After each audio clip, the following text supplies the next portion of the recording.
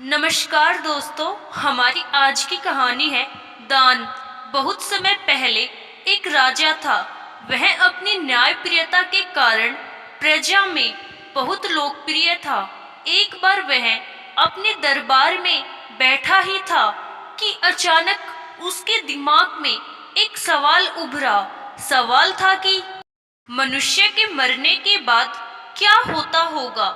इस अज्ञात सवाल के उत्तर को पाने के लिए उस राजा ने अपने दरबार में सभी मंत्रियों आदि से मशवरा किया।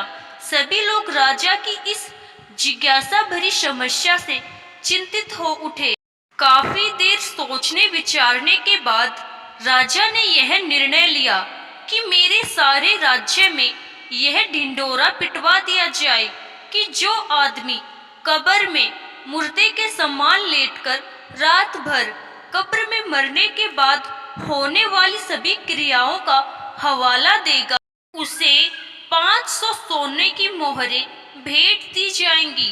राजा के आदेश अनुसार सारे राज्य में उस वक्त ढिंढोरा पिटवा दिया गया। अब समस्या आई, अच्छा भला जीवित कोई व्यक्ति मरने को तैयार हो। आखिरकार सारे राज्य में एक ऐसा व्यक्ति इस काम को करने के लिए तैयार हो गया, जो इतना कंजूस था कि वह सुख से खाता पीता सोता नहीं था। उसको राजा के पास पेश किया गया। राजा के आदेश अनुसार उसके लिए बढ़िया फूलों से सुसज्जित अर्थी बनाई गई। उसको उस पर लिटाकर बकायदा श्वेत कफन से ढक दिया गया और उसे कब्रिस्तान ले जाया गया। घर से जाने पर रास्ते में एक फकीर ने उसका पीछा किया और उससे कहा कि अब तो तुम मरने जा रहे हो, घर में तुम अकेले हो, इतना धन तुम्हारे घर में ही कैद पड़ा रहेगा, मुझे कुछ दे दो।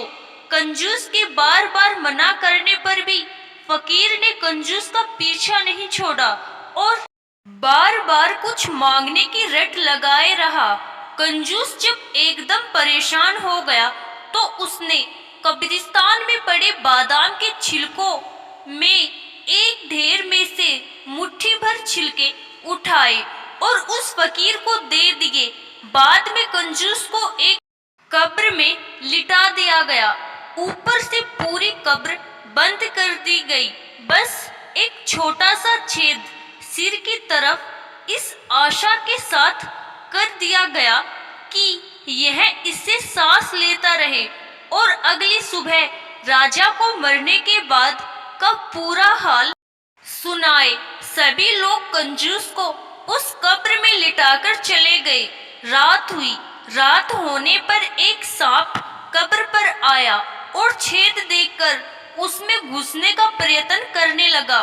यह देखकर कब्र में लेटे कंजूस की घबराहट का ठिकाना न रहा। सांप ने जैसे ही घुसने का प्रयत्न किया तो उस छेद में बादाम के छिलके आड़ बनकर आ गए। सुबह होते ही राजा के सभी नौकर बड़ी जिज्ञासा के साथ कब्रिस्तान आए और जल्दी ही कब्र को खोदकर कंजूस को निकाला। मरने के बाद क्या होता है, यह हाल सुनने के लिए कंजूस को राजा के पास चलने को कहा। कंजूस ने राजा के नौकरों की बात को थोड़ा भी नहीं सुना। वह पहले अपने घर गया और अपनी तमाम धन संपत्ति को गरीबों में बांट दिया। सब लोग कंजूस की इस अचानक दान करने की इस दयालुता को देखकर हैरान में पड़ गए। उनके मन में कई सवाल उठने लगे। अंत में कंजूस को राज दरबार में पूरा हाल सुनाने के लिए राजा के सामने पेश किया गया। कंजूस ने बीती रात सांप व बादाम के छिलकों के संघर्ष की पूरी कहानी कह सुनाई और कहा, महाराज, मरने के बाद सबसे ज्यादा दान ही काम आता है, अतः दान ही सब कर्मों से श्रेष्ठ है। आशा करती हूँ दोस्तों आपको हमारी आज की कहानी जरूर पसंद आई होगी। धन्यवाद।